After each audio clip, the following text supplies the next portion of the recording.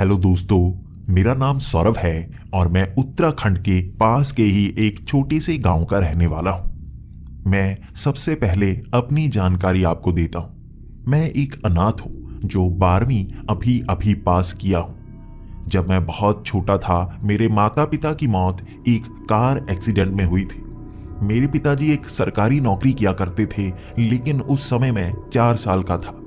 मुझे मेरे पड़ोसियों ने पाला था क्योंकि मेरे रिश्तेदार मुझसे मुंह मोड़ने लगे थे। कभी कोई मुझे पालता तो कभी कहीं पर मुझे रहना पड़ता। अनाथ आश्रम में भी 4 साल तक पला था मैं, लेकिन वहां पर जिंदगी कैसी होती है मैं आपको बता नहीं सकता। उसके बाद जैसे ही मैं 12 साल का हुआ, एक छोटी सी दुकान पर काम करने लगा। वहां से जो भी पैसे मिलते उससे मैं किराया भरता और छोटे से कमरे में रहने लगा था। वहां के मालिक ने मुझसे बहुत कम किराया लिया था और खाना पीना भी वो मुझे दे दिया करता था। इसीलिए मैं भी मेहनत करता था उस दुकान में। इसी के साथ वो इतना अच्छा था, मुझे पढ़ने के लिए समय भी देता था। सुबह सुबह मैं स्कूल जाया करता, आकर मैं दुकान में काम किया करता। शाम के वक्त मुझे पढ़ने के लिए समय मिलता था और उसी से मैं पढ़ पाता था। दिमाग मेरा बहुत तेज था, इसीलिए बस 1-2 घंटे में ही मैं बहुत कुछ समझ जाया करता और स्कूल में अंक भी अच्छे लाया करता। लेकिन जब आपके सर पर किसी का हाथ ना होना तो आप आगे बढ़ नहीं सकते। बड़ी मुश्किल से मैं 12वीं तक पहुंच पाया। मेरे पास ज्यादा पैसे नहीं हैं, लेकिन फिर भी मैं कॉलेज में पढ़ना चाहता था। किसी तरह सिफारिश करके कॉलेज में एडमिशन हो गई और गरीब कोटे में मुझे फीस भरने की जरूरत भी नहीं पड़ी। शायद वो पुलिस वाले जो मेरे पिताजी को जानते थे, उन्होंने ये काम करवा दिया था। मैं नहीं जानता कि उन्होंने पैसे दिए थे या मुझे मुफ्त में ही वहां पर एडमिशन मिल गई थी, लेकिन मैं सबको बहुत ज्यादा धन्यवाद किया करता। मैं काफी दूर से साइकिल चलाकर कॉलेज में जाया करता। वापस आकर मुझे कहीं ना कहीं काम करना पड़ता। छोटी छोटी कई दुकानें पकड़ रखी थी मैंने। वहां पर मैं सफाई का काम किया करता, वहां पर मैं रिसेप्शन में काम किया करता, उनके अकाउंट्स संभालता। जब आपके पास मौका हो तो आप हर काम करने लगते हैं और इसी तरह थोड़े थोड़े पैसे जमा कर पाता था मैं। हर कोई मुझे इसी तरह जानता था कि मैं साइकिल पर घूमता रहता हूँ। छोटे छोटे से लेकर बड़े बड़े हर तरह के काम मैं करता और जो जो पैसे बचते मैं बैंक में सेव कर लेता। लेकिन कॉलेज में आपकी इज्जत नहीं होती अगर आपके पास पैसे ना हो। मैं एक टूटे हुए साइकिल से कॉलेज जाया करता था और वहां पर सबसे ज्यादा अमीर पढ़ने के लिए आया करते थे। दिल्ली से, नोएडा से, देश के अलग अलग कोनों से वहां पर पढ़ने के लिए बच्चे आया करते थे और वो बहुत अमीरों के बच्चे थे। मैं तो बहुत ज्यादा गरीब, जिसके कपड़े भी साफ सुथरे नहीं होते। मैं हफ्ते में एक बार ही कपड़े धो पाता था क्योंकि काम भी तो करना पड़ता था। हर कोई मुझ पर हंसा करता, लेकिन मैं उस हंसी को भी अपनी मुस्कान से ढक दिया करता। दिल का दर्द किसी को भी नजर आने नहीं देता। हमारी ये दुनिया बहुत क्रूर है। अगर आपकी जिंदगी इस तरह छोटी हो, आपके पास पैसे ना हो, तो आपको कोई भी अच्छी तरह से बुलाता तक नहीं। कुछ लोग इसे सच मानते ही नहीं होंगे, लेकिन ये कड़वी सच्चाई है जो उन लोगों को पता होती है जिनके सर पर किसी का हाथ नहीं होता और जेब में पैसे नहीं होते। मैं उनमें से एक था। कॉलेज में जाया करता और मैं क्लास में सबसे पीछे बैठा करता। कोई भी मेरे साथ आकर बैठना नहीं चाहता था। लेकिन 2 महीने बाद ही मुझे एक अच्छी नौकरी मिल गई थी। एक 3 से 4 स्टार होटल हमारे इसी देहरादून में खुला था, जहां पर मुझे काम मिल गया था। हर तरह का काम मैं करने को तैयार था, इसलिए मालिक भी बहुत ज्यादा खुश थे। मैं टॉयलेट भी साफ किया करता, फर्श भी साफ किया करता, कमरे की सफाई भी करता, रिसेप्शन पर भी बैठता, सिक्योरिटी गार्ड का काम भी करता। कोई भी काम मुझे कह दिया जाता मैं कर लेता। इसीलिए मेरी तनख्वाह भी अच्छी हो गई थी। अब मैं किराया भी दे सकता था और नए कपड़े भी ले सकता था। कपड़ों को धुला भी सकता था क्योंकि वहीं होटल के अंदर लॉन्ड्री थी। वहां पर कपड़े धुलाता और अब काफी अच्छे से रहने लगा था मैं। पैसे भी अच्छे जोड़ने लगा था। फिर भी क्लास में मैं पीछे ही बैठा करता। वो बहुत अमीर बच्चे थे, उनसे मुकाबला कर ही नहीं सकता था। आंखें झुकाए बस किताब में गड़ा रहता। टीचर्स के लिए मैं सबसे अच्छा था और पढ़ाई में भी बहुत तेज। अगर मैं पढ़ता कहीं ना कहीं कुछ लग जाता। लड़के तो सब मुझसे जला करते थे क्योंकि मेरे अंक अब अच्छे आने लगे थे। जितने भी टेस्ट होते मैं पूरे पूरे नंबर लेकर आता, एक नंबर भी कम नहीं होता। कुछ लड़कियां तो मेरे पास आना भी चाहती थी, लेकिन शर्म के मारे मुझसे दूर हो जाती। किसी गरीब के पास कोई अमीर लड़की आती ही नहीं, वो दूर ही रहती है। लेकिन इशिता वैसी नहीं थी। 2 महीने बाद उसने कॉलेज में नई नई एडमिशन ली थी और सीधा मेरे पास आकर बैठ गई। मैं नहीं जानता था, शायद वो नई थी इसलिए मेरे पास आकर बैठी होगी। मैंने अपनी आंखें किताब में गड़ा रखी थी। मैं उससे बात तक नहीं करना चाहता था। वो बार बार मुझे बुलाने की कोशिश कर रही थी, लेकिन मैं बस कम ही जवाब देता। वो समझने लगी थी कि मैं बहुत ज्यादा अकड़ू हूं, शायद मैं अमीर ज्यादा हूं। लेकिन जब बाकियों से पता चल गया था उसे कि मैं क्या हूं, वो फिर भी मेरे साथ आकर बैठना चाहती थी। इशिता बाकी कई लड़कियों के साथ भी बैठती, कई और लड़कों के साथ भी बैठती। वो बहुत ज्यादा हंसमुख थी, लेकिन जब क्लास खत्म होने वाली होती मेरे पास आकर भी बैठती, मुझसे भी पूछती, नोट्स बनवाती, बहुत काम मुझसे भी करवाती। लेकिन उसकी मुस्कान थी जो मुझे काम करने को मजबूर कर रही थी, क्योंकि उसके सिवा मैं पूरे कॉलेज में किसी और से बात नहीं करता था। वो अमीरजादे मुझसे बात करना ही नहीं चाहते थे, लेकिन इशिता वैसी नहीं थी। उसके पास गाड़ी थी और कई बच्चे यहाँ कॉलेज में आते थे जिनके पास गाड़ी नहीं थी, बाइक तक नहीं थी, लेकिन वो बहुत ज्यादा अमीर थी। शायद वो गाड़ी से आया करती और वो मुझसे कहने लगी थी यहाँ घूमने के लिए सबसे अच्छी जगह कौन सी है। मैं भी उससे कहने लगा था मेरे गांव के पास ही ऊंची सी पहाड़ी है, उस पहाड़ी पर हम जा सकते हैं, वहां सबसे अच्छा नजारा दिखता है, लेकिन दिन के वक्त ही जा सकते हैं, क्योंकि जैसे ही वहां पर अंधेरा होता है कहते हैं भूत प्रेत नजर आते हैं। वो लोगों को डराते हैं, नुकसान नहीं करते लेकिन डराते बहुत ज्यादा हैं। मुझे नहीं पता था ये चीज उसके कानों में घर कर गई है।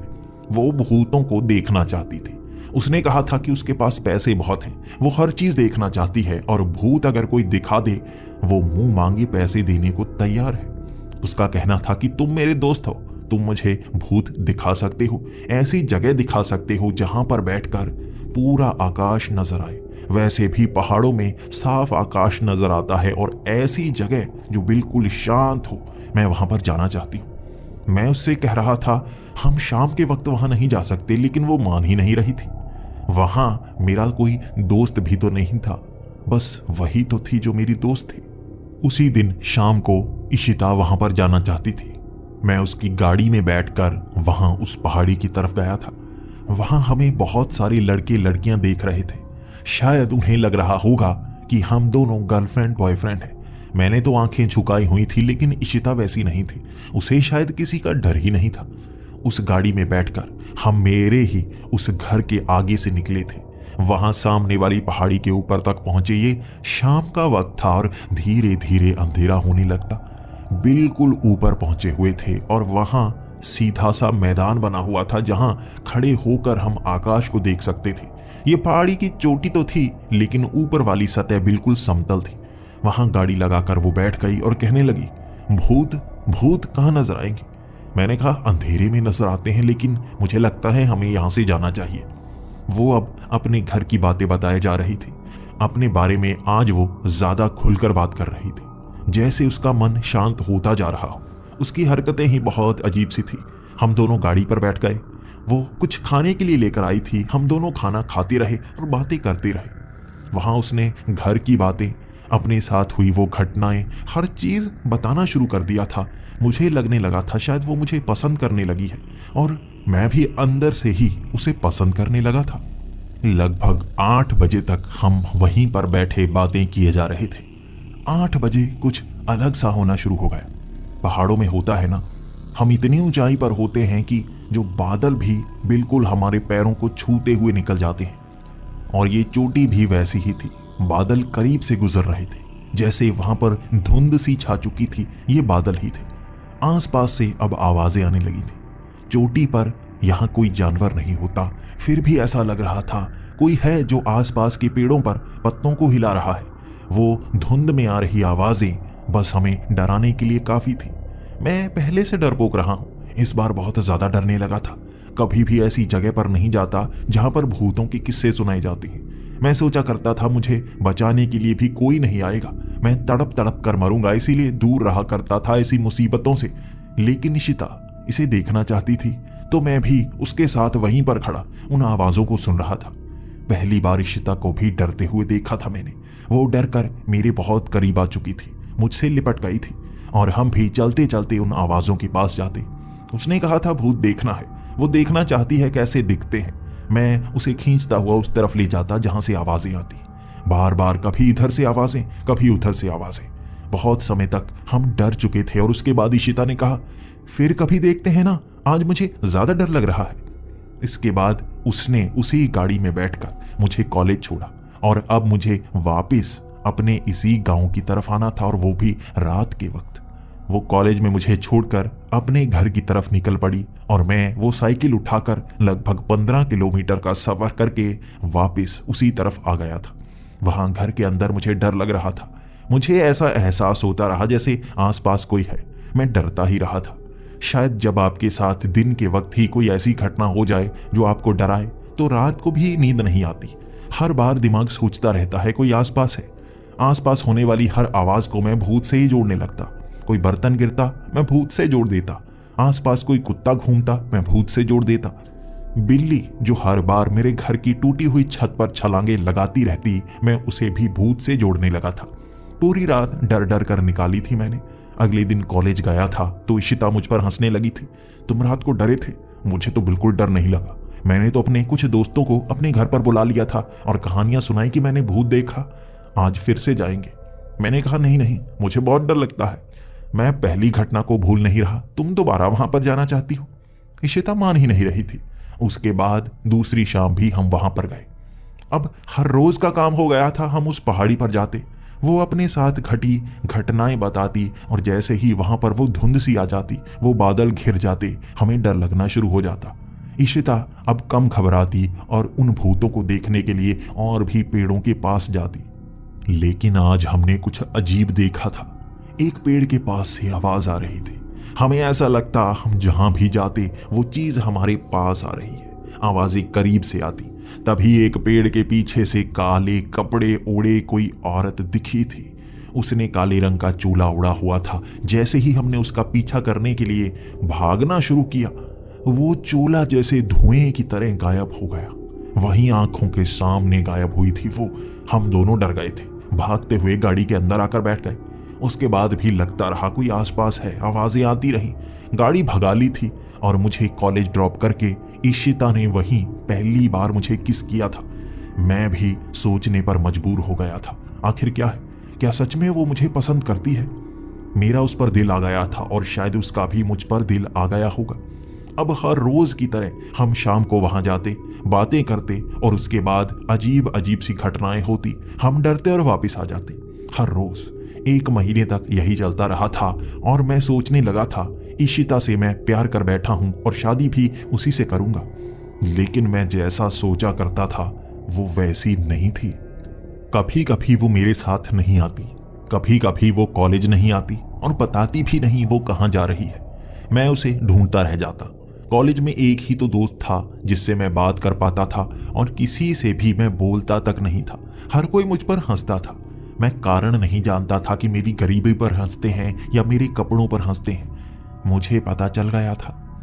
जब मैं कैंटीन में बैठा हुआ था तब मुझे एक लड़के ने कहा, अरे इशिता उस लड़के के साथ वहां रेस्टोरेंट में बैठी है, तुझे पता है या नहीं? तू उसका नौकर है ना, उसके साथ रहता है, उसको मेरा नंबर दे दे। जब उस लड़के ने यह कहा था मैं उससे झगड़ पड़ा था। मैं किसी से लड़ता नहीं, पहली बार इशिता की इज्जत के लिए लड़ा था। भले ही वो 4 लोग थे लेकिन मैंने हिम्मत से लड़ाई की थी। उन सब ने मुझे बहुत पीटा था लेकिन एक एक मुक्का मैंने हर किसी के मुंह पर मारा था जिसके निशान उनके चेहरों पर थे। वो 4 थे फिर भी चेहरा सुजाए वहां से गए थे। मैं पिटाई खाकर भी खुश था, एक मुक्का तो हर किसी को मार पाया ना। उसके बाद उसी रेस्टोरेंट की तरफ गया था ये देखने के लिए कि वो मुझे चिढ़ा रहे थे या इसमें कोई सच्चाई भी है। वहां रेस्टोरेंट में इशिता को एक लड़के के साथ देखकर बहुत दुख सा लगा था और गुस्सा आया था। क्या मुझे वो धोखा दे रही है? मैं वहां सीधा उसके पास चल पड़ा था लेकिन तभी इशिता को उसे किस करते हुए देखा और मेरे पैरों तले जमीन खिसक गई थी। मैं भागता हुआ उसके पास गया, उस लड़के को कॉलर से पकड़ा और पीछे की तरफ ले गया। मैं इशिता को कहने लगा था, तुम मुझे धोखा दे रही थी, मुझे वैसे ही घुमा रही थी, हम एक साथ बातें किया करते, तुम मुझे सबसे अच्छा दोस्त कहा करती थी और अब यहाँ इस लड़के को किस कर रही हो। और उसके बाद जो इशिता ने कहना शुरू किया था, पहली बार इशिता का ये रूप मैंने देखा था। इशिता ने मुझसे कहा था, तुम्हें थोड़ा सा बुलाना शुरू कर दिया, तुम मुझे अपनी गर्लफ्रेंड समझने लगे। मुझे पहले से शक था। देखो, तुम जैसा मेरा बॉयफ्रेंड कभी बन ही नहीं सकता। तुम्हारे जैसे तो बहुत सारे घुमाती हूँ और तुम्हारे साथ थोड़ा अच्छा लगता था। तुम मुझे अच्छी अच्छी जगह घुमाते थे, इसलिए तुम्हें गाड़ी में बैठने देती थी, वरना तुम्हारे जैसे को गाड़ी में बैठने तक ना दूं। उसके इन शब्दों के बाद मेरी जबान से कुछ भी नहीं निकला। मैं शांत और सच्चाई का चमाटा मेरे चेहरे पर पड़ चुका था। मैं जान गया था सच क्या है। मैं तो वैसे ही सपनों में खोया खोया रहता था और अब दोबारा से उसी सच्चाई को जान गया था। वहां से चुपचाप मैं बाहर की तरफ आ गया था और अब करता भी क्या। उसके बाद मैं घर आ गया और रोता रहा था शाम के 8 बजे तक। अगले दिन मैं कॉलेज ही नहीं गया। मुझे शाम तक बस उसकी याद आती रही। फिर तीसरे दिन मैं कॉलेज गया था और इशिता किसी और लड़के के साथ बैठी हुई, उसी तरह जैसे मेरे साथ बातें किया करती। अब वो किसी और के साथ बातें कर रही थी। कई मुझ पर हंस रहे थे, कई मुझे उसका नौकर समझ रहे थे और उसने हर किसी को कहा भी यही था कि उसने यहाँ पर एक नौकर रखा हुआ है उसे घुमाने के लिए। वो एक गाइड चाहती थी और मैं उसका गाइड था। सब मुझ पर हंसा करते और मैं बहुत ज़्यादा मायूस। पहली बार कोई लड़की मेरी दोस्त बनी थी, या कहूँ पहली बार कोई मेरा दोस्त बना था। मैंने किसी को कभी दोस्त बनाया ही नहीं था और अब मुझे जैसे धोखा मिल गया था। मैं ना तो अब किसी को दोस्त बनाना चाहता था, ना किसी के पास जाना चाहता था। अब जैसे दुनिया से मोह खत्म हो गया था। लेकिन अब मुझे याद आया करता कि कैसे मैं उस पहाड़ी के ऊपर उससे बातें किया करता। वहां पर बैठना बहुत अच्छा लगा करता था और कहते हैं जब आप बहुत ज्यादा मायूस हो तो वहां जाना चाहिए जहां सबसे ज्यादा अच्छा लगा करता है। मैं चल पड़ा था उसी पहाड़ी की ओर। साइकिल से उस पहाड़ी के ऊपर चढ़ने में बहुत परेशानी हो रही थी। मैं साइकिल से उतरा, चलते चलते उस पहाड़ी के ऊपर गया। गाड़ी के जरिए ऊपर तक पहुंचना बहुत आसान हुआ करता है, लेकिन साइकिल से तो ऊपर जाने में बहुत मेहनत लगती है। फिर भी मैं उस चोटी पर गया था और वहां पर बैठा रहा था। धीरे धीरे बादल नीचे की तरफ आने शुरू हो गए। वहां अंधेरा होना शुरू हो गया। आज डर नहीं लग रहा था। कोई मन से मायूस हो तो डर लगता ही नहीं। भूत से भी कोई डर नहीं लग रहा था। वो कौन था काले चोले वाला, उसके बारे में भी सोच रहा था। वहां साइकिल एक तरफ लगाई मैंने, एक पत्थर के ऊपर बैठ गया और आकाश की तरफ देखने लगा। मैं इशिता की बातें याद किए जा रहा था। आसपास से फिर से आवाजें सी होने लगी, जैसे कोई था जो आसपास आवाजें कर रहा था, चीजें हिला रहा था, डराने की कोशिश कर रहा था, पेड़ों पर उछल उछल कर दूसरे पेड़ों पर जा रहा था। मैं डर ही नहीं रहा था, उस तरफ देख ही नहीं रहा था। आज मरने से भी डर नहीं लग रहा था। बस मैं वहां पर बैठा रहा, बस आकाश को देखता रहा और कब वहीं पर मुझे नींद आ गई मुझे नहीं पता। सुबह 6 बजे उठा था मैं, एकदम हक्का बक्का सा। सूरज एक कोने पर चढ़ रहा था, रोशनी बढ़ चुकी थी। मैंने साइकिल उठाई और मैं सीधा घर की तरफ निकल पड़ा। मैं सोच रहा था कल यहीं पर सो गया, ठंड नहीं लगी मुझे। मैंने मोटे कपड़े पहने हुए थे, शायद इसीलिए यहीं पर सो गया। घर पहुंचकर सांस में सांस आई थी। रात को कुछ खाया नहीं था, आज कुछ ना कुछ बनाना होगा, लेकिन सबसे पहले ब्रश करना होगा और मुंह हाथ धोने होंगे। जैसे ही मैं बाथरूम में पहुंचा था, उस आईने के सामने अपना चेहरा देखा था। मेरे चेहरे पर किसी ने पेन से निशान बना रखे थे। ये निशान किसने बनाए होंगे? मैं कहीं गया तो नहीं, मैं बस इस पहाड़ी पर आया था और यहां पर कोई निशान बना गया। कौन सा पेन? मैंने देखा ये लाल पेन था। मेरी ही जेब से पेन निकाला गया और मेरे ही चेहरे के ऊपर निशान बना दिए गए। कौन हो सकता है? ये किसी भूत प्रेत का काम हो सकता है, लेकिन भूत प्रेत निशान थोड़े ना बनाएंगे, छोटा सा तंग थोड़े ना करेंगे, वो तो मारने की कोशिश करते हैं ना। ये किसने मजाक किया? कौन होता है उस पहाड़ी पर? अब जैसे नया रहस्य सुलझाने के लिए मुझे उस पहाड़ी पर दोबारा जाना था। उस पूरा दिन मैं सोचता रहा था करूं तो क्या करूं। कॉलेज में गया था, पीछे बैठा रहा था, इशिता की तरफ देखा तक नहीं था मैंने, और वहां बैठे बैठे सोचे जा रहा था जिंदगी मेरी आगे क्या होने वाली है, ये सोच रहा था। उसके बाद शाम के वक्त में काम के लिए चला गया। उसी होटल में बहुत ज्यादा काम किया और 8 बजे अंधेरा हो गया था। घर की तरफ आ रहा था, लेकिन साइकिल मैंने ऊपर पहाड़ी पर चढ़ा ली। ऊपर तक पहुंचा और उसी पत्थर पर बैठ गया। पेन दोबारा मैंने अपनी जेब में डाल लिया था। मैं सोच रहा था कौन है जो मेरे चेहरे पर निशान तक बना गया और मेरी नींद भी नहीं खुली। कौन हो सकता है ये? मैंने एक लिफाफे में रोटियां रखी हुई थी। मैंने सोचा था कि भूख लगेगी तो मैं खाना खा लूंगा, लेकिन पेन की तरफ ज्यादा ध्यान रहेगा।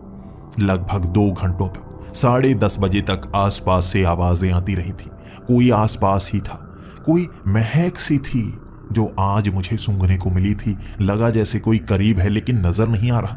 पेन की तरफ ध्यान बार बार चला जाता, मेरा पेन की तरफ ध्यान। मैं देखना चाहता था कौन पेन निकाल रहा है, कौन चेहरे पर निशान बना रहा है, लेकिन पेन मेरा हिला ही नहीं। वहां 10 बजे तक जैसे ही भूख लगी, मैं रोटी खाने के लिए लिफाफे को खोल रहा था। कोई उसमें रोटी खा चुका था। खाली लिफाफा और उसमें फल रखे हुए थे, 2 सेब 2 केले। कौन है ये जो मेरा खाना खा गया और मेरे लिए ये फल रख कर चला गया? मैंने देखा पेन भी अब मेरी जेब में नहीं था। जैसे ही मैं रोटी की तरफ देखने लगा था, किसी ने पेन निकाल लिया। मैंने एक हाथ अपनी गाल पर रख लिया और उसके बाद इधर उधर देखने लगा। अब निशान तो बनाने नहीं दूंगा। कौन हो सकता है? ये भूत है या कोई इंसान है? मैं देखता रहा था लेकिन कोई भी नहीं। मैंने सोचा भूख लगी है, चलो फल ही खा लेता हूं। कौन हो सकता है जिसने मेरी रोटियां खा ली फिर भी इंसानियत दिखाते हुए फल रख दिए? मैंने वो सेब खाए, वो केले खाए, उसके बाद मेरा पेट भर चुका था। अपने आप पेन मेरी जेब में, एक हाथ मेरा गाल पर था, कोई छू कर नहीं गया। अब मैं सीधा घर की तरफ निकल पड़ा। चेहरे पर मुस्कान थी, जैसे यहां पर किसी ने आज मुझे परेशान किया और मेरी हंसी निकल गई। घर पहुंचा, जैसे ही मुंह धोने के लिए मैं पानी मुंह पर मारने वाला था, उस कांच के आईने में चेहरे पर बने हुए वो निशान दिखे। किसी ने पेन निकाला, चेहरे पर निशान तक बना दिए। उस गाल पर भी निशान बना दिए थे जिस पर मैंने हाथ रखा हुआ था। कोई जिंदा इंसान ये काम नहीं कर सकता। ये तो वो भूत ही है जो वहां पर रहता है, मुझे परेशान कर रहा है। मुझे वहां पर जाना बहुत अच्छा लगता है और वो शायद मुझे वहां पर बैठने नहीं देना चाहता। डरूंगा नहीं। जिंदगी की जो यादें उस जगह से जुड़ी हुई हैं, मैं उसे कभी भूलने देना नहीं चाहता। भले ही वो इशिता को मैं भूल चुका हूं, लेकिन उस जगह को कभी नहीं भूलूंगा। जिंदगी में बसा कर रखूंगा। सबसे अच्छे दिनों में से वो दिन थे मेरे। ये अगला दिन था। फिर से मैं कॉलेज गया। उससे आकर मैं होटल गया, वहां काम किया और 8 बजे मैं साइकिल से उसी पहाड़ी की तरफ निकल पड़ा था। मैं देखना चाहता था वहां पर क्या है। आज वहां कुछ रोटियां लेकर गया था, इसी के साथ और भी बहुत सारी चीजें थी। मैं देखना चाहता था कहां से कौन वो चीजें उठाता है। क्या वो मुझे परेशान कर रहा है या वैसे ही मस्ती करने की आदत है उसकी। वहां मैं वो खाना उसके सामने ही खाने लगा था। वो आवाजें आसपास से आती रही थी, मैं इग्नोर करता रहा था। उसके बाद मैं खाना खाकर सोने की एक्टिंग करने लगा। मैं पूरा ध्यान गाल पर रखे हुए था। निशान तो वो बनाएगा ही, मैं देखूंगा कौन है।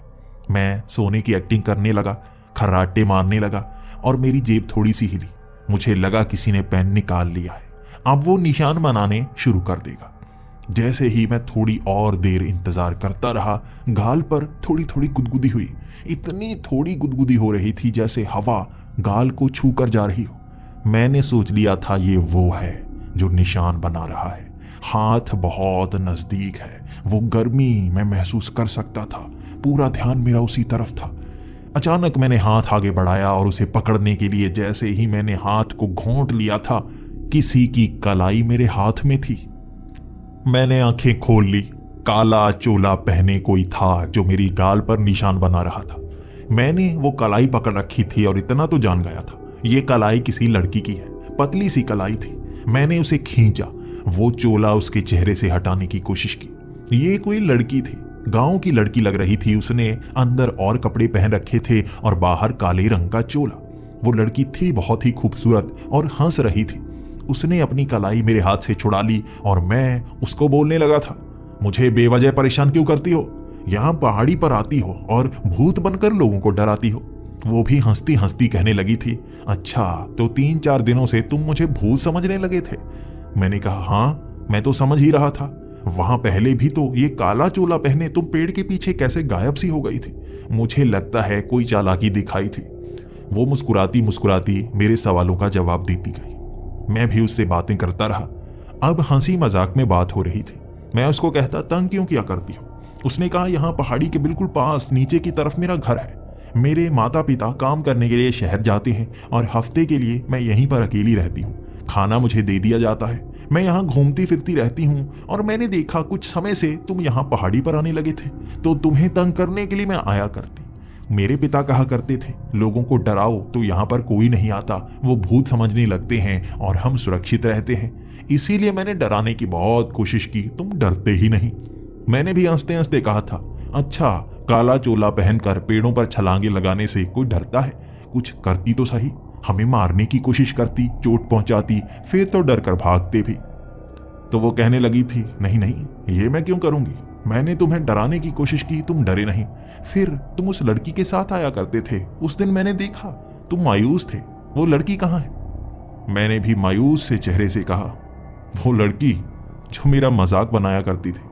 मैं गरीब हूं तो मुझे लगा था वो मुझे पसंद करती है, लेकिन वो मुझे नौकर समझकर मुझे यहाँ घूमने के लिए लाया करती थी। वो भी अब कहने लगी थी, अच्छा तो तुम्हें भी बेवकूफ बनाया गया है जैसे और लड़कों को बनाया जाता है? मैंने भी हंसते हंसते कह दिया था, हाँ बिल्कुल, मुझे भी वैसे ही बेवकूफ बना दिया उसने। अब हम हंसी में बातें कर रहे थे और उस पत्थर पर बैठी वो भी अपने बारे में बता रही थी। नई नई सी कहानियां सुनने में बड़ी अजीब सी लगती। बार बार वो मजाकिया अंदाज में कह देती, मेरे पिता उड़ भी सकते हैं, मेरी माँ जमीन में समा सकती है। मुझे डराने की कोशिश कर रही थी और हंसी में मैं भी कह देता, मैं तो पहाड़ों को चीर देता हूं अपनी छोटी उंगली से। लेकिन आज कुछ अजीब हुआ। इस पहाड़ी पर दूर से आती हुई गाड़ी देखी। ये गाड़ी इशिता की ही थी और वो किसी और लड़के के साथ इस पहाड़ी की तरफ आ रही थी। सामने वो गाड़ी रुकी। इशिता ने मुझे देख लिया था और भागती हुई मेरी तरफ आई। तुम यहाँ पर क्या कर रहे हो? इतनी अच्छी जगह को तुम्हारी गरीबी खराब कर देगी, भागो यहाँ से। मैं अपने दोस्त के साथ आई हूँ और अकेलापन चाहती हूँ, जल्दी से निकल लो, वरना फोन करके अपने दोस्तों को बुलाऊंगी और तुम्हें यहाँ से भगा ही दूंगी। और ये लड़की कौन है? अच्छा तुम्हारी गर्लफ्रेंड लगती है। कपड़ों से तो कोई भूतनी सी लगती है, वैसी जो मुझे डराने की कोशिश कर रही थी। तो तुम ही तो नहीं यहाँ भूत बनकर घूमती हो? वो बहुत ज्यादा गुस्सा हो गई थी। उसके चेहरे को बिल्कुल लाल देखा था मैंने। वो लड़की, उसका नाम तक मैं नहीं जानता था, लेकिन बहुत ज्यादा गुस्से में थी। इशिता मेरा मजाक बना रही थी तो उसे ज्यादा गुस्सा आ रहा था। तभी टायर फटने की आवाज ने हम सबको डरा दिया और वो लड़का गाड़ी छोड़कर ही नीचे की तरफ भागने लगा था। एक टायर नहीं फटा था उस गाड़ी का, चारों टायर अपनी आंखों के सामने एक एक करके फटते हुए देखे थे।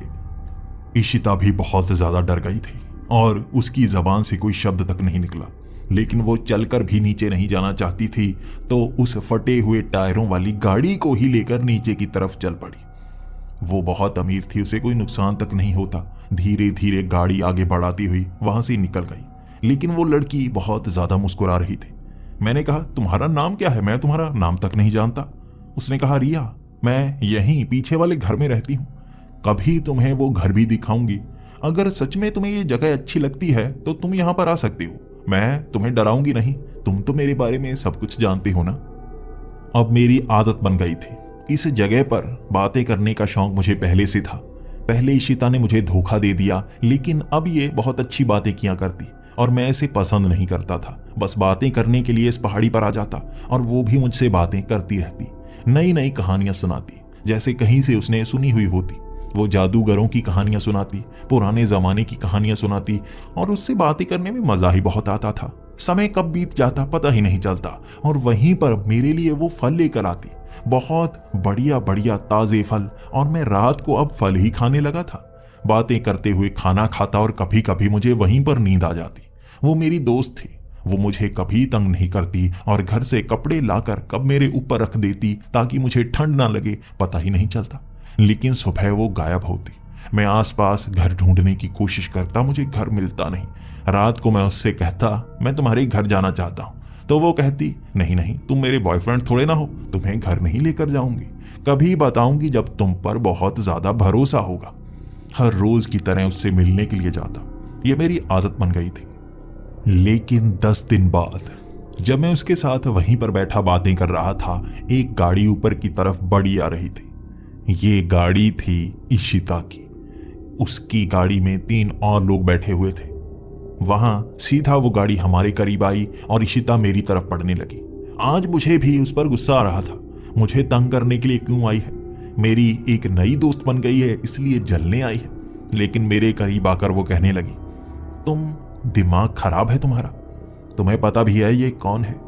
क्या कभी तुमने सोचने की कोशिश की मेरी गाड़ी के टायर कैसे फटे? तुम अगर मेरे नौकर रहते तो ज्यादा अच्छा होता। अब इस लड़की से चालाकी से दोस्ती बना रहे हो और मुझे परेशान करने की कोशिश कर रहे हो। यह जगह पर मैं आना पसंद करती हूं तो यहां पर आऊंगी, भले ही तुम किसी भूतनी प्रेतनी को यहां पर ले आओ। उस गाड़ी में कोई बैठा हुआ है जो इसे अपने काबू में कर सकता है। वहां उस गाड़ी के अंदर से कोई काले सूट में आदमी निकले। उन्होंने हाथों में अजीब सी चीजें पकड़ रखी थी। वहां जैसे वो झाड़ फूक करने लगे थे और रिया को हिलते हुए देखा, मैंने कांपते हुए देखा। उन आवाजों से वो परेशान सी हो रही थी। बार बार उसके चेहरे के ऊपर वो झुर्रियां सी पड़ जाती, जैसे वो बहुत ज्यादा गुस्से में आ रही हो। उसके कानों में दर्द होने लगता, वो घुटनों पर आ जाती। वो कुछ कर रहे थे जो इसे परेशान कर रहा था। मैं उसे परेशान देख नहीं सकता था। पहली चमाट तो सीधी इशिता के गाल पर पड़ी, जिसकी आवाज उनके वो मंत्रों से भी ज्यादा तेज थी। उन पहाड़ों में गूंज रही वो आवाज बहुत तेज थी। वो एकदम चुप कर गए। अब रिया भी उठकर खड़ी हो गई थी। वहां वो मंत्र बोलने की कोशिश दोबारा करते उससे पहले एक एक मुक्का उनके मुंह पर पड़ चुका था और उनके सूजे हुए होंठ अब उन मंत्रों को बोल नहीं पा रहे थे। तब इशिता कहने लगी, तुम पागल हो? मैं तुम्हें बचाने की कोशिश कर रही हूं, तुम मुझे मारने की कोशिश कर रहे हो। मैंने कहा, मुझे बचाने की कोई जरूरत नहीं, मैं तुम्हारा कोई नौकर नहीं हूं, मेरी अपनी जिंदगी है, भागो यहां से। इशिता बड़े गुस्से में उन सब के साथ गाड़ी लेकर वहां से जा रही थी और जाते जाते उसने कहा था, अगर सच्चाई तुम्हें पता चली तो मेरे पास मत आना, शायद बहुत देर हो चुकी हो। उससे पहले इसे किसी आईने में देख लेना, तुम भी सच जान जाओगे। बस यही बोलते हुए वो गाड़ी लेकर वहां से निकल गई थी। मुझे नहीं पता आईने में से देखने को क्यों कह रही है। क्या है जो आईने में दिखेगा? अब सामने रिया भी मायूस सी खड़ी थी, नजरों से नजरें मिला नहीं रही थी, जैसे मुझसे कुछ छिपा रही हो। मैंने कहा, वो किस बारे में बात कर रही थी? क्या है जो आईने में दिखेगा? तुम्हारी कोई सच्चाई पता चलेगी, लेकिन आईने में क्यों? सामने से बताओ। वो घबराती घबराती कुछ बोल नहीं पा रही थी, जैसे शब्द उसके मुंह पर आते लेकिन वो रोक देती। जेब में छोटा सा आईना था जो मेरे पर्स के साथ जुड़ा हुआ था। मैंने अपना वॉलेट निकाला, वहां आईने में अपना चेहरा देखा और फिर वो लाइट मारकर मैं जैसे ही रिया का चेहरा उस आईने में देखने लगा, मैं समझ गया था। वहां पर वो धुंधली सी धुएं के समान दिखी। यहां उसने चोला उतार रखा था, लेकिन आईने में चोला दिख रहा था। बाहर रूप कुछ और, आईने के अंदर रूप कुछ और, जैसे वो सच में भूत हो। मेरी टांगें कांप गई थी। मेरे हाथ से वो पर्स गिर गया था और मैं पीछे हटने लगा था। रिया भी मुस्कुराते हुए बोली थी, डरने की जरूरत नहीं है, मैं पहले से जानती थी जब तुम्हें सच्चाई पता चलेगी मुझसे दूर जाने लगोगे। वो जैसे ही कुछ बोलती मैं एक कदम पीछे हटा लेता। मैं जैसे ही कदम हटाता उसके चेहरे पर मायूसी सी आ जाती। उसे लगने लगा था मैं उससे दूर जा रहा हूं। मुझे मनाने के लिए कहने लगती, देखो मेरा भरोसा करो, मैं कोई भूत प्रेत नहीं हूं, मेरा यकीन तो करो, मुझसे दूर मत जाओ। मैं जानती हूं यहां से एक बार तुम चले गए वापस कभी नहीं आओगे। भरोसा करो, तुम्हें नुकसान नहीं पहुंचाऊंगी, पहुंचाना होता तो कब की पहुंचा चुकी होती। मैंने बड़ी मुश्किल से अपने कदम वहां पर थामे थे। मैं ऐसी चीजों से बहुत ज्यादा डरा करता था, एक डरपोक लड़का था, लेकिन आज मैं रुक चुका था। जानता था वो साधारण इंसान नहीं है, फिर भी उसके सामने खड़ा था मैं। उसने कहा, तुम्हें सच्चाई बताती हूं, यहां से जाना मत। मैं कोई भूत प्रेत नहीं हूं, मैं डायन हूं। डायन भी इंसानों की तरह होती हैं, लेकिन उनमें शक्तियां होती हैं। मुझ में भी ये शक्ति है और मैं श्राप से ग्रस्त हूं। वो जो घर है वहीं उसके आसपास रहती हूं मैं उस घर के अंदर से आती हूं, किसी और दुनिया से आती हूं। रात के वक्त ही यहां पर आ सकती हूं, इसीलिए तुम्हें कभी दिन के वक्त नहीं दिखी। मैं सबको डराया करती थी, लेकिन तुम कभी डरे ही नहीं। धीरे धीरे कब तुमसे दोस्ती हो गई पता ही नहीं चला, लेकिन अब मैं अपने दोस्त को खोना नहीं चाहती। इस दुनिया में तुम ही हो जो मेरे अकेले दोस्त हो, उसके सिवा मेरा कोई और दोस्त नहीं है। मैंने भी कहा तुम ही तो हो मेरी दोस्त, तुम्हारे सिवा मेरा भी कोई दोस्त नहीं है। लेकिन मैं समझ नहीं पा रहा, क्या तुमसे दोस्ती सही होगी? क्या तुम मुझे मार तो नहीं दोगी? उसने कहा था भरोसा करो, मैं वादा करती हूं तुम्हें कभी नुकसान नहीं पहुंचाऊंगी। अब मैंने कदम आगे बढ़ा लिए।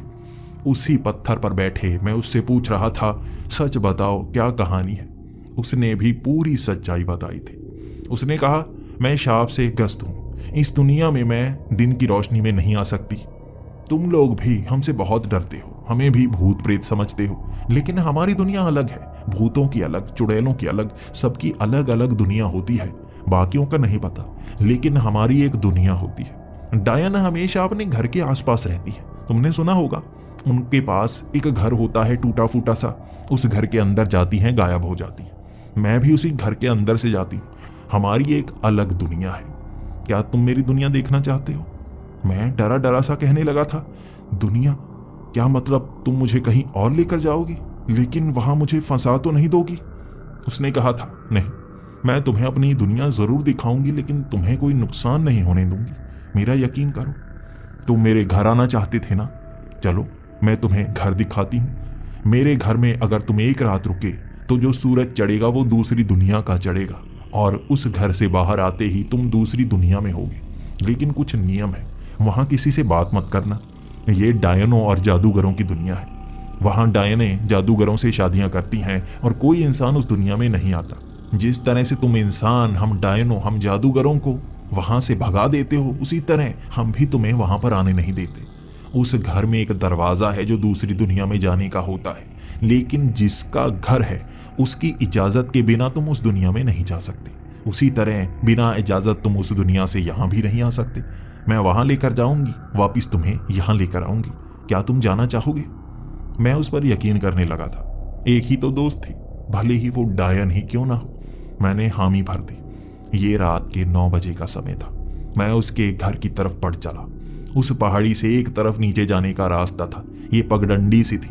जैसे ही हम नीचे पहुंचे, टूटा फूटा लकड़ी का घर। उसने कहा इसमें पलंग लगा हुआ है, यहीं पर सोना होगा। कल का सूरज दूसरी दुनिया का उगेगा। मैं उस पर भरोसा करके उसी घर के अंदर चला गया। घर अंदर से बहुत साफ सुथरा था। कई पलंग लगे हुए थे। ये छोटे छोटे अजीब तरह के पलंग थे। बहुत सारा सामान पड़ा था और एक पलंग पर वो लेट गई, एक पलंग पर मैं लेट गया। वहां कब मुझे नींद आ गई पता ही नहीं चला। 5 मिनट बीते थे जैसे पूरी रात गुजर गई। बाहर रोशनी निकल आई थी। वो मेरे सामने खड़ी थी और मैं एकदम से घबरा सा गया। उसने कहा चलो, मेरी दुनिया देखने का समय आ गया है। ये अगला दिन हो चुका है। जैसे ही घर के बाहर गए, मुझे कुछ अलग नहीं लगा। सामने सूरज निकला हुआ था, वैसे ही पेड़। मैंने कहा दूसरी दुनिया? मैंने सोचा था यहाँ उड़ते हुए जादूगर होंगे, डायने बड़े से झाड़ू पर उड़ रही होंगी, लेकिन यहाँ तो कुछ नजर नहीं आ रहा। उसने भी हंसते हंसते कहा था देखो यहाँ पर क्या दिखता है। हम उस पहाड़ी के ऊपर गए। ऊपर मेरी साइकिल पड़ी थी। मैं उस साइकिल को उठाने की कोशिश कर रहा था, लेकिन साइकिल जैसे जमीन से चिपक चुकी थी।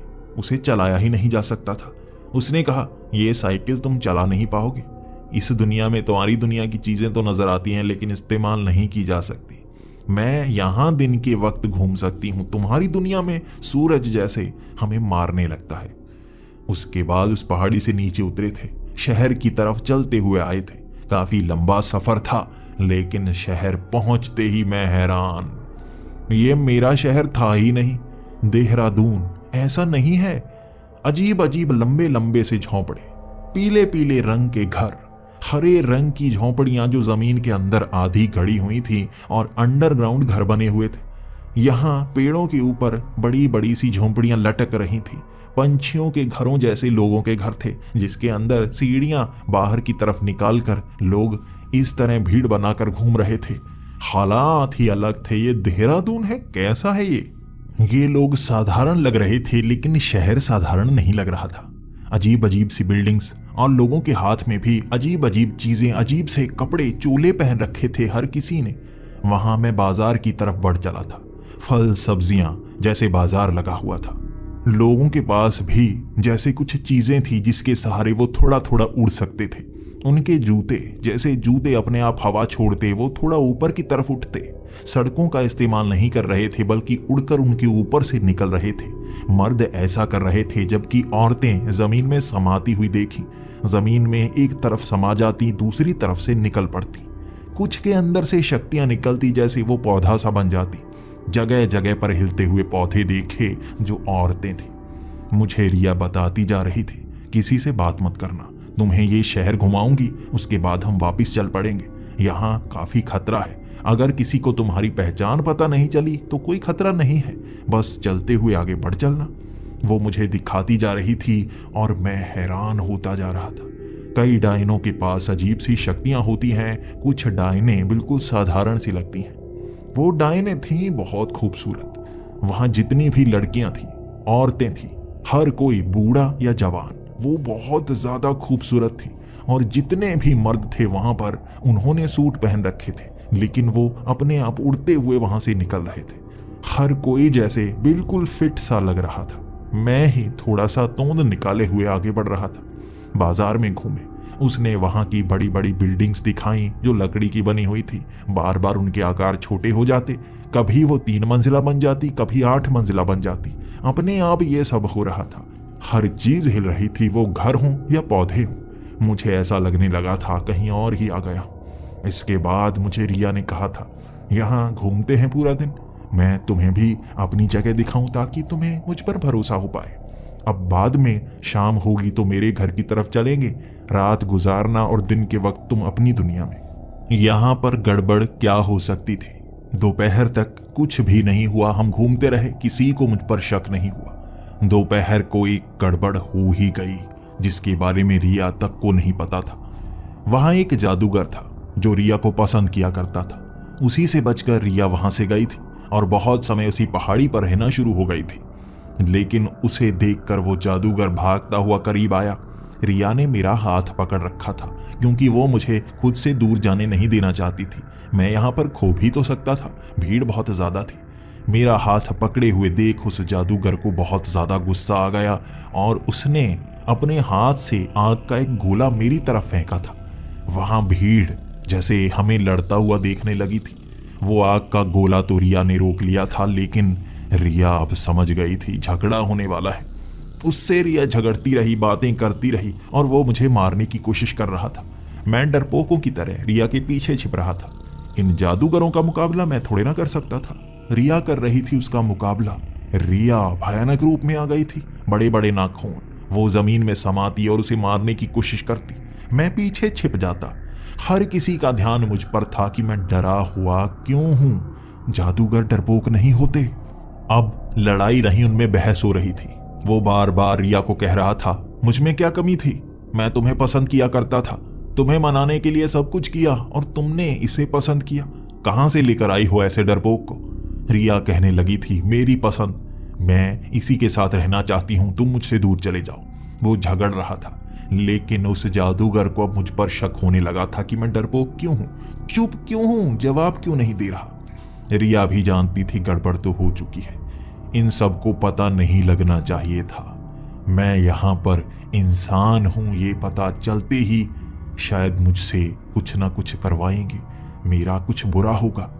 वहां उस जादूगर ने कहा था, पीछे डर रहे हो, उस पहाड़ी से आए हो, तुम इंसान हो। वहां हर कोई अपने मुंह से यही शब्द बोल रहा था, इंसान यहां आए, इंसान यहां आए। इंसान कैसे आ गया? किसने मदद की? अब रिया पर सब भड़क रहे थे, तुम इंसान को यहां पर क्यों लेकर आई हो? इजाजत क्यों दी घर के इस्तेमाल करने की? अब रिया को पकड़ने की कोशिश कर रहे थे। मेरा हाथ पकड़े रिया वापस उसी पहाड़ी की तरफ भागने में लगी थी। वो अपने घर के अंदर मुझे ले जाना चाहती थी, लेकिन रात गुजारनी होती तभी मैं अपनी दुनिया में आता। उसी पहाड़ी की तरफ वो भीड़ बढ़ चली थी। वो जादूगर जो मेरा दुश्मन बना हुआ था शायद मुझे मार डालता। हम उस पहाड़ी के पास पहुंच चुके थे, थोड़ा हाँफ रहे थे। रिया भी मेरे साथ भाग रही थी। वो जमीन में समाकर आगे पहुंच सकती थी, लेकिन मैं अकेला छूट जाता, इसलिए वो मेरे साथ रही। उसने मेरी पूरी मदद की, मेरे सामने खड़ी हो गई। वो मुझे पकड़ना चाहते थे, लेकिन रिया कह रही थी नहीं, मैं इसके साथ रहना चाहती हूँ, ये मेरा दोस्त है, मैं किसी और के साथ नहीं रहना चाहती। किसी पर भरोसा नहीं किया जा सकता, लेकिन ये भरोसेमंद है, ये मुझे पसंद करता है। घबराकर मैं सोचने लगा था, क्या सच में मैं उसे पसंद करता हूँ? मेरे दिल की आवाज थी, सच में मैं उसे पसंद तो करता हूँ, ये बात सच है। और आज मुझे पता चला था वो भी मुझे पसंद करती है, लेकिन वो भीड़ हमें अलग करना चाहती थी। एक डायन और इंसान का संगम नहीं हो सकता, इसलिए वो समझाने में लगे थे, मुझे यहां से भगाने में लगे थे। वहां रिया उनसे झगड़ रही थी, लड़ रही थी। वो समझा रहे थे एक डायन उस दुनिया में नहीं बच सकती और एक इंसान इस दुनिया में नहीं बच सकता। हम दोनों एक साथ कभी नहीं रह सकते। अब रिया मुझे मेरी दुनिया तक नहीं छोड़ सकती थी। वो भीड़ मुझे रात उस घर के अंदर गुजारने ही नहीं देती। उन्होंने मुझे पकड़ना शुरू कर दिया और रिया उनसे लड़ने लगी। एक डायन कई और डायनों का मुकाबला नहीं कर सकती। जादूगर भी उनके साथ थे। मुझे पकड़कर एक तरफ बांध दिया गया था और रिया को खींचकर वहां से ले जाया जा रहा था। मैं बेहोशी की हालत में घिरता जा रहा था और रिया कह रही थी, इंतजार करना, मेरा इंतजार करना। बस यही आवाज थी उसकी, और उसे खींचते हुए ले जा रहे थे और मेरी आंखों के सामने अंधेरा सा आ गया। मेरी नींद खुली उस घर के अंदर। मैं भागता हुआ बाहर गया। दिन हो चुका था, ये अगला दिन था। मैं वापस देहरादून की तरफ भागा। मैं रिया को बचाने की कोशिश करूंगा, कहां लेकर गए हैं उसे ढूंढूंगा। मैं इस दुनिया में भी रहने को तैयार हूं, लेकिन नहीं, मैं अपनी दुनिया में था। शहर, लोग, मुझे देखकर हर कोई ये सोच रहा था मैं हाँफ क्यों रहा हूं, किसे ढूंढ रहा हूं। लेकिन मैं रिया से मिल नहीं पाया। अगली रात मैं उसी झोंपड़े में रहा था। सुबह उठा फिर से अपनी दुनिया में। मैं जानता था जिसका घर है उसकी इजाजत के बिना मैं उस दुनिया में नहीं जा सकता, और मैं किसी और डायन को कभी ढूंढ ही नहीं पाया। मैं ढूंढता रहा जादूगरों को, डायनों को, रिसर्च करता रहा। दिन के वक्त काम करता, कॉलेज जाता और ढूंढता रहता। कभी तो आएगी रिया। वो कभी नहीं आई और मैं उस दुनिया में कभी जा नहीं पाया। मैं हर रोज उस झोंपड़े के पास आता, इंतजार करता, कभी तो रिया आएगी ना। उसे उस दुनिया में क्या रोक लिया गया है? क्या उसे मार दिया गया है, या वहीं पर बंदी बना रखा है जो वो मुझसे मिलने के लिए भी नहीं आती? बहुत याद आती थी उसकी। उसने मुझे धोखा नहीं दिया था। मैं उसे पसंद किया करता, और शायद दुनिया के लोगों ने मुझसे दूर कर दिया था उसे। मेरी कॉलेज की पढ़ाई भी खत्म हुई और वो 3 साल मैं इस चोटी पर आता, उसका इंतजार करता। वो मुझे मिलने के लिए कभी नहीं आती। कॉलेज की पढ़ाई खत्म हो गई थी और अब मुझे काम ढूंढना था जो मेरे मन मुताबिक होता। वहां पर मैं काम करता और जिंदगी में आगे बढ़ जाता। अब शायद उससे दोबारा कभी नहीं मिल पाऊंगा। मैंने बेंगलोर में एक काम के लिए अप्लाई किया था और मेरी सिलेक्शन हो गई थी।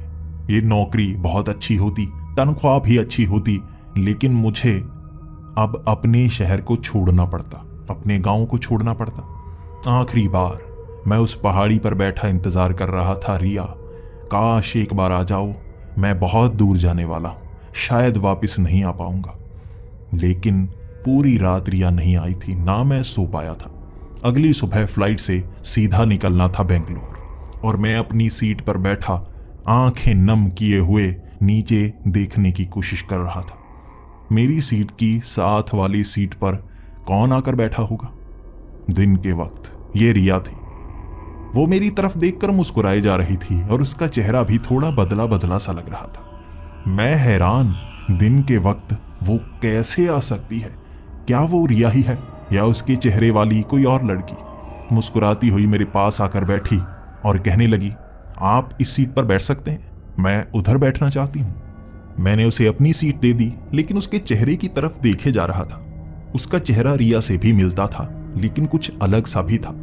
वो भी मेरी तरफ देखकर कहने लगी थी, आप बार बार मेरे चेहरे की तरफ घूरे क्यों जा रहे हैं? क्या आप मुझे जानते हैं? मैंने भी मायूसी भरे शब्दों में कहा, नहीं, मैं आपको नहीं जानता। बार बार मेरी नजर उसके चेहरे की तरफ चली जाती और मैं उसे रिया समझता रहता, उससे बात करता। मैंने उसे भी बताया था मैं बेंगलोर में किस कंपनी में काम करने वाला हूं, और उसने जो बताया वो भी हैरानी वाला था। उसे भी जॉब मिली थी, वो भी उसी कंपनी में काम करने वाली थी। मुस्कुराते हुए मैंने किस्मत के बारे में सोचा था। शायद मुझे रिया नहीं मिल पाई, शायद ये लड़की उसकी हमशक्ल है जो बिल्कुल मेरी आंखों के सामने रहेगी और मैं हमेशा जिंदगी भर रिया को याद करता रहूंगा। जब उस फ्लाइट से उतरे थे, उसके बाद जाते वक्त उसने कहा था, तुम पूरी फ्लाइट में मुझे पता है मुझे घूरते रहे, क्या सच बताओ मेरी शक्ल किसी से मिलती है जो तुम्हें जानता था? मैंने ना में सर हिला दिया और एक तरफ चल पड़ा था। पीछे से उसने आवाज लगाई थी, क्या तुम मुझे कोई पहाड़ी की डायन तो नहीं समझ रहे? और मुस्कुराती हुई वो आगे की तरफ बढ़ चली थी। मेरा दिल बहुत ज्यादा खुश हो गया था। सच में ये रिया ही थी और दूर से मुस्कुराती हुई वो मुझे कह रही थी, कंपनी में मिलते हैं और तुम्हें बाकी की सच्चाई वहीं पर बताऊंगी। अब काम करने में भी बहुत मन लगने वाला था और सच में वो वापस आ गई थी। मैं जानना चाहता था कैसे दिन की रोशनी में एक डायन कैसे हमारी दुनिया में अब भी बची हुई है, कैसे उस शाप को तोड़ पाई, 3 साल बाद ही क्यों, कैसे वो वापस आई। इन सवालों के जवाब धीरे धीरे मुझे काम पर मिले। और यकीन कीजिए, मैं अपनी किस्मत को सबसे बुरा माना करता था, लेकिन मेरी किस्मत शायद सबसे अच्छी थी। मैं अनाथ रहा और भविष्य में मेरी जिंदगी सबसे अच्छी बीती।